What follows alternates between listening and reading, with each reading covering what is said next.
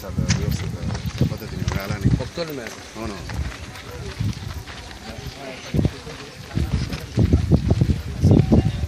हां निखिल दादा.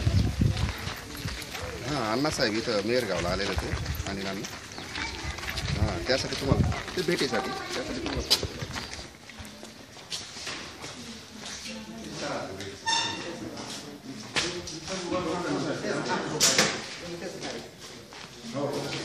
अण्णा जेवण पण इथं करायचं कॅन्टीन स्वयंपाक काय वेगळा आहे तिथं जेवण करायचं पोरांना. सर्व कॉलेज पोरं छान आहे. 6,000 पोरांमध्ये फक्त 40 पोरं घेतले वर्षात जिल्ह्यामधून परीक्षा होते समजा आणि 2 वर्ष परीक्षा घेऊन 80 पोरांचं नुकसान झालेलं आहे.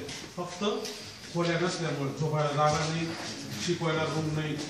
बिल्डिंग रेडी आहे ना साहेब, बिल्डिंग रेडी आहे. आज 80 आपल्या जिल्ह्यातल्या 80 पोरांचं नुकसान झालेलं आहे.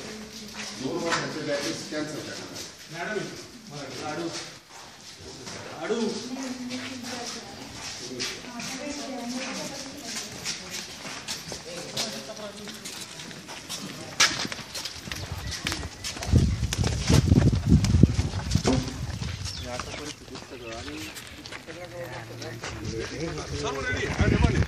रोड नाही 1 किलोमीटर आणि पाण्याची व्यवस्था नाही बस.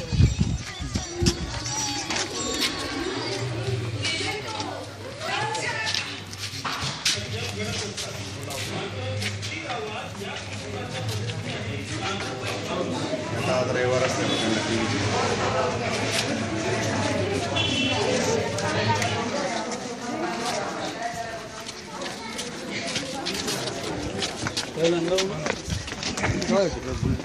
मुलींची अशा पद्धतीने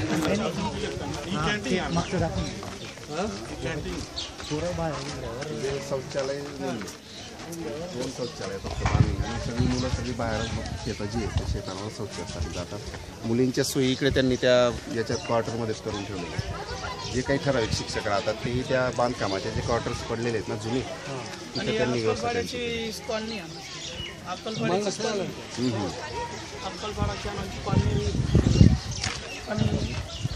बरं. पाण्याची सुविधा जी आहे ती अशाच पद्धतीने सगळी चाललेली आहे. बाहेरून पाणी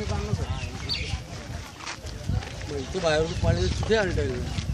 तिथं पाईपलाईनचं काम चालू आहे ना साहेब. चला जाऊ तिथे. हो तिथं जाऊ.